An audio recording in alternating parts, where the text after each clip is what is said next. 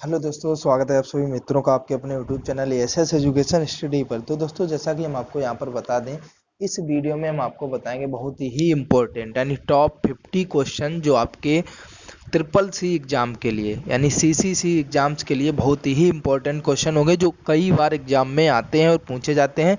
तो आप लोग बिल्कुल भी वीडियो को स्किप ना करिएगा, बहुत इंपॉर्टेंट क्वेश्चन है। 50 क्वेश्चन है, अभी हम आपको बता दे रहे हैं।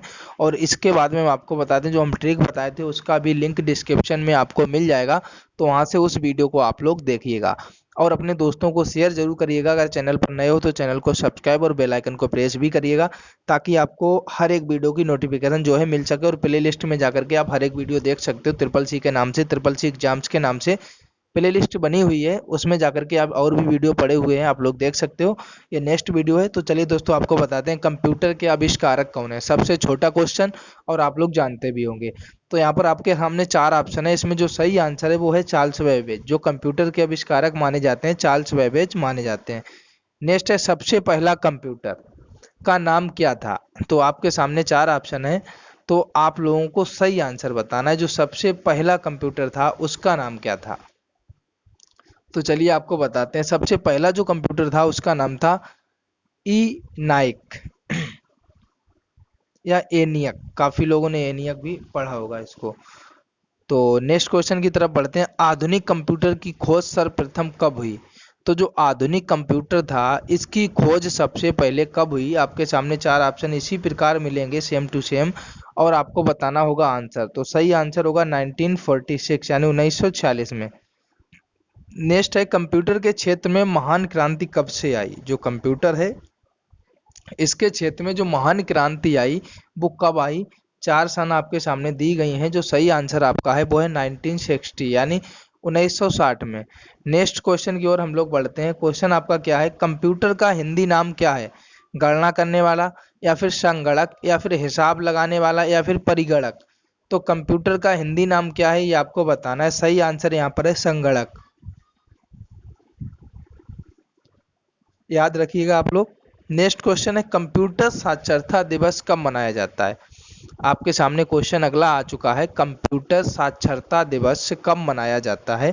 चार ऑप्शन आपके सामने है। तो सही आंसर होगा 2 दिसंबर। और 1 दिसंबर को क्या मनाते हैं, विश्व एड्स दिवस। कुछ जीके के क्वेश्चन भी याद रखना, ये भी आ जाते हैं। नेक्स्ट क्वेश्चन की तरफ बढ़ते हैं। सीपीयू का पूर्ण रूप क्या है। तो सीपीयू का पूर्ण रूप तो सबको पता होगा, सेंट्रल प्रोसेसिंग यूनिट। नहीं पता है तो याद रखिएगा, सेंट्रल प्रोसेसिंग यूनिट। अगला है, इनमें से कौन सर्च इंजन नहीं है। ये आपको बताना है कि इनमें से कौन सर्च इंजन नहीं है। गूगल नहीं है, याहू नहीं है, बैदू नहीं है, या बोल फार्म अल्फा ये नहीं है। तो आपको सही आंसर यहाँ पर करना होगा। जो सर्च इंजन नहीं है वो आपका बोल फार्म अल्फा नहीं है। गूगल, याहू, बैदू हर एक सर्च इंजन है। अगला है, निम्न में कौन इनपुट इकाई है। तो ये तो सभी को पता है कि इनपुट कौन है। इनमें से जो ये सभी दी गई हैं सारी की सारी इनपुट इकाई ही है, क्योंकि कीबोर्ड में जब आप बटन दबाते हो तब कंप्यूटर में आकर के दिखता है। माउस में कुछ भी राइट लेफ्ट या कर्सर को आगे पीछे करते हो तो डिस्प्ले पर इनपुट देता है। स्कैनर भी इनपुट डिवाइस है, स्कैन करता है डॉक्यूमेंट को। तो इनमें से जो सभी हैं ये सभी इनपुट डिवाइस हैं। 1 किलोबाइट यानी 1 KB कितने बाइट के बराबर होती है ये आपको बताना है। तो यहाँ पर जो आपका सही आंसर होगा ये तो आपको पता ही है, 1024 बाइट। 1 मेगाबाइट बराबर आपका 1024 KB होता है। यानी 1 MB बराबर 1024 KB होता है। 1 GB बराबर 1024 MB होता है। ये सारी चीजें आप लोग याद रखिएगा। देखो, 1 गीगाबाइट आ गया यानी 1 GB। 1 GB बराबर 1024 MB होता है। 1 TB बराबर 1024 GB होता है। तो ये सारी चीजें आप लोग याद रखिएगा। अगले क्वेश्चन पर आते हैं। कंप्यूटर में प्रयुक्त आईसी चिप बनते हैं। तो कंप्यूटर में जो प्रयुक्त आईसी चिप होता है वो काहे का बनता है ये आपको बताना है। आपके सामने चार ऑप्शन है, क्रोमियम से, आयरन ऑक्साइड से, सिल्वर से, या फिर सिलिकॉन से। तो सही आंसर होगा सिलिकॉन से। ये सभी को पता होगा, जो चिप होता है वो सिलिकॉन से बनता है। अगला है, इंटरनेट के पते में पद HTTP का सही विस्तृत रूप क्या है। तो HTTP का सभी को पता होगा, हाइपर टेक्स्ट ट्रांसफर प्रोटोकॉल। तो आप लोग याद रखिएगा, hyper text transfer protocol. Hyper याद रखिएगा और आपको हाइब्रिड मिलेगा, हायर मिलेगा, ये सब मिलेंगे, लेकिन आप हाइपर टेस्ट ट्रांसफर प्रोटोकॉल याद रखिएगा। चलते हैं नेक्स्ट क्वेश्चन की तरफ। किसी कंप्यूटर के प्रोग्राम में बच्चों द्वारा प्रयुक्त भाषा प्रायः कौन सी होती है? तो बेसिक होती है, जावा होती है, लोगो होती है या फिर पायलट। तो किसी कंप्यूटर प्रोग्राम में जो बच्चों के द्वारा प्रयुक्त होने वाली भाषा होती है वो होती है लोगो, उसको बोला जाता है लोगो। अगला है एक सुबह निजी कंप्यूटर जो आपकी गोद में रखने लायक छोटा सा होता है, क्या कहलाता है? ये आपको बताना है। तो आपके सामने चार ऑप्शन है, उसको कहते हैं नोटबुक कंप्यूटर, क्योंकि इसको आप हाथ में पकड़ सकते हो, गोद में भी रख सकते हो। छोटा कंप्यूटर नोटबुक कंप्यूटर, यानी नोटबुक छोटा होता है रफ से, तो आप लोग इस प्रकार याद रखिए। कोडांतरक एक प्रोग्राम है, वह निम्नलिखित में से किससे प्रोग्राम का रूपांतरण है? तो आपको ये बताना है। चार ऑप्शन है, मशीन से निम्न स्तर तक,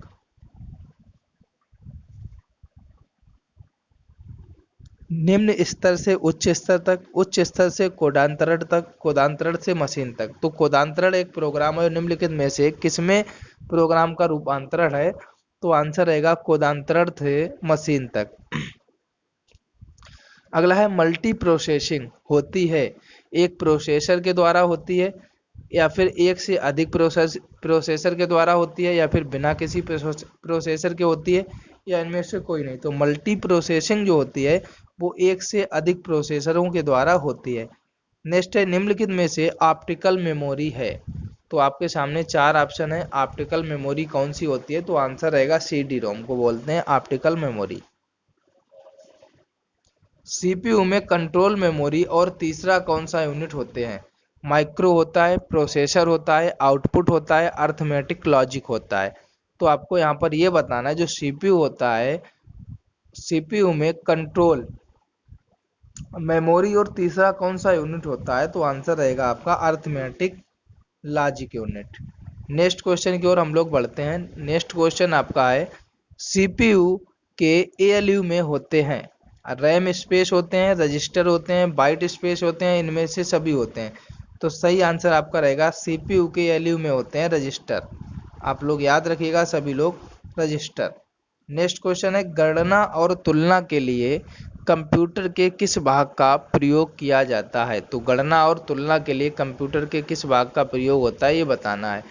तो आपके सामने है disk unit, modem, ALU, control unit. सही आंसर होगा एएलयू का। नेक्स्ट है एक हार्डवेयर डिवाइस जो डाटा को अर्थपूर्ण इंफॉर्मेशन में परिवर्तित करता है, उसे कहते हैं प्रोसेसर। सभी लोग याद रखना, ना इनपुट डिवाइस, ना प्रोग्राम, ना प्रोटेक्टर, वो होता है प्रोसेसर। जो एक हार्डवेयर डिवाइस जो डाटा को अर्थपूर्ण इंफॉर्मेशन में परिवर्तित कर दे, उसे बोलते हैं प्रोसेसर। अगला है प्रोसेसर के तीन मुख्य भाग हैं, तो कौन कौन से हैं ये आपको बताना है। तो आपके सामने चार ऑप्शन है, उसमें जो सही आंसर है वो है एएलयू, कंट्रोल यूनिट और रजिस्टर। ये प्रोसेसर के तीन मुख्य भाग होते हैं, आप लोग याद रखिएगा, काम आएंगे एग्जाम में। अगला है सीपीयू और आईओ के बीच सिग्नलों के मूवमेंट को कौन नियंत्रित करता है? Control unit, ALU, memory unit, या इनमें से कोई नहीं। तो सिग्नलों के मूवमेंट को नियंत्रित यानी कंट्रोल, तो इससे आप लोग याद रखिएगा कंट्रोल यूनिट। नेक्स्ट है कंप्यूटर के सेंट्रल प्रोसेसिंग यूनिट का फंक्शन है, तो क्या होता है फंक्शन, ये आपको बताना है। तो आपके सामने चार ऑप्शन दिए गए हैं, सही आंसर आपका जो है वो है गणनाएं और प्रोसेसिंग करता है ये। अगला है निम्न में से कौन सा कंप्यूटर का बुनियादी कार्य नहीं है? आपके सामने चार ऑप्शन है और आपको बताना है जो कंप्यूटर का बुनियादी कार्य नहीं होता है। तो आपका सही आंसर आएगा टेक्स्ट को स्कैन करना, यानी लिखा हुआ स्कैन करना। अगला है परिचालन संपन्न करता है, तो परिचालन कौन संपन्न करता है? Algorithm, arithmetic, एएससीसीआई।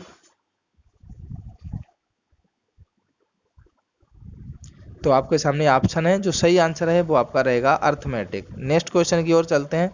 कंप्यूटर में अधिकांश प्रोसेसिंग किस में होती है? मदरबोर्ड में, मेमोरी में, सीपीयू में, या फिर रैम में? तो सही आंसर हो जाएगा सीपीयू में। कंप्यूटर में अधिकांश प्रोसेसिंग जो होती है वो सीपीयू में होती है।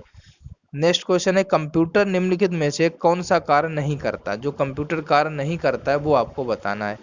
तो आंसर रहेगा अंडरस्टैंडिंग। प्रोसेसिंग करता है, इनपुटिंग करता है, आउटपुटिंग देता है, पर अंडरस्टैंडिंग नहीं करता है। प्रमुख मेमोरी, अगला जो क्वेश्चन आपका आ रहा है, आ गया है, वो है प्रमुख मेमोरी किसके समन्वय से कार्य करती है? तो इंटेल के विशेष कार्य कार्ड से, रैम से, सीपीयू के। तो सही आंसर आपका रहेगा सीपीयू। याद रखिएगा। नेक्स्ट क्वेश्चन है, माइक्रो प्रोसेसर जो कंप्यूटर का मस्तिष्क होता है उसे कहा जाता है? सॉफ्टवेयर, माइक्रोचिप, या माइक्रोचिप, या फिर सभी कथन सत्य हैं? तो आपके सामने सही आंसर है माइक्रोचिप, ये वाली। माइक्रोचिप नहीं, माइक्रोचिप होता है। अगला है, कंप्यूटर द्वारा प्रोड्यूस किया गया परिमाण है? मेमोरी, डाटा, आउटपुट, या फिर इनपुट? तो आपके सामने चार ऑप्शन है, सही आंसर है आउटपुट। कंप्यूटर के द्वारा जो प्रोड्यूस किया जाता है वो आउटपुट होता है। नेक्स्ट है, इनपुट का आउटपुट में रूपांतरण किया गया? तो मेमोरी द्वारा, सीपीयू द्वारा, इनपुट और आउटपुट द्वारा, या पेरिफेरल्स द्वारा? तो भैया सीपीयू के द्वारा किया जाता है इनपुट का आउटपुट में रूपांतरण। यानी कोई भी चीज़ हम इनपुट करते हैं वो सीपीयू से ही होता है सब कुछ, तो इनपुट का आउटपुट सीपीयू द्वारा। नेक्स्ट है, प्रोसेस्ड डेटा को कहते हैं? तो क्या कहते हैं ये आपको बताना है। आपके सामने चार ऑप्शन है, उसमें से सही आंसर है प्रोसेस।